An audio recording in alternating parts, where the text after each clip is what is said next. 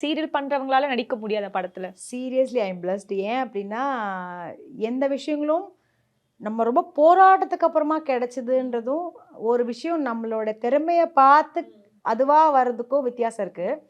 போராட்டமும் ஒரு கஷ்டம் தான். ஆனா, திறமையில உங்கள ஒருத்தவங்க அ நீங்க பண்ணா நல்லாருக்கும்னு கேட்கும்போது, நான் பண்ண ஹார்ட் ஒர்க்குக்கு எனக்கு கிடைச்ச ஒரு பெரிய மதிப்பா தான் நான் பார்க்குறேன். ஸோ, அந்த மாரி நடந்த விஷயங்கள் தான் இதெல்லாம். அது நம்ப வந்து நம்ம நம்ம வேலைய பண்ணிட்டே இருப்போம். ஒரு சில விஷயங்கள் நம்மள தேடி தன்னால வரும், கிடைக்கும். சொல்லுவாங்கல்ல, எண்ணம் கரெக்ட்டா இருந்தா எல்லாமே கரெக்ட்டா இருக்கும்னு. அத நான் எப்பவுமே நம்புற ஆளு. அந்த மாரி ஒரு விஷயங்கள்ல நம்மளோட எண்ணங்களுக்கு கிடைக்கிற விஷயம் தான் நான் நெனைக்கிறேன். ஸோ அந்த மாரி நடந்த விஷயங்கள்லாம் இதெல்லாம் நான் மேனிஃபெஸ்ட் பண்ணது தான். ரொம்ப ரொம்ப ஆசைப்பட்டு பண்ணது. பட் அது அப்படி இப்படி நடந்தது. ரொம்ப ரொம்ப சந்தோஷமான ஒரு விஷயம். ஈவன் நீங்க சொன்ன மாரி ஜோஜு ஜார்ஜ் சார், விஜய் ஆண்டனி சார்லாம் வந்து இவங்களோடலாம் நம்ம நடிப்போமான்னு யோசிச்சது போய், அவங்களோட பேராவே ஒரு ஒரு ஸ்க்ரீன்ல ஒரு ஸ்பேஸ் கிடைச்சது. ரொம்ப பெரிய ஒரு கிஃப்டட் தான் எனக்கு. ஸோ அது அமைஞ்சதுமே ரொம்ப சந்தோஷமான விஷயம். சம்மர் வந்தாச்சு, எங்க கிட்ட விட்டுருங்க, நாங்க பாத்துக்கிறோம்.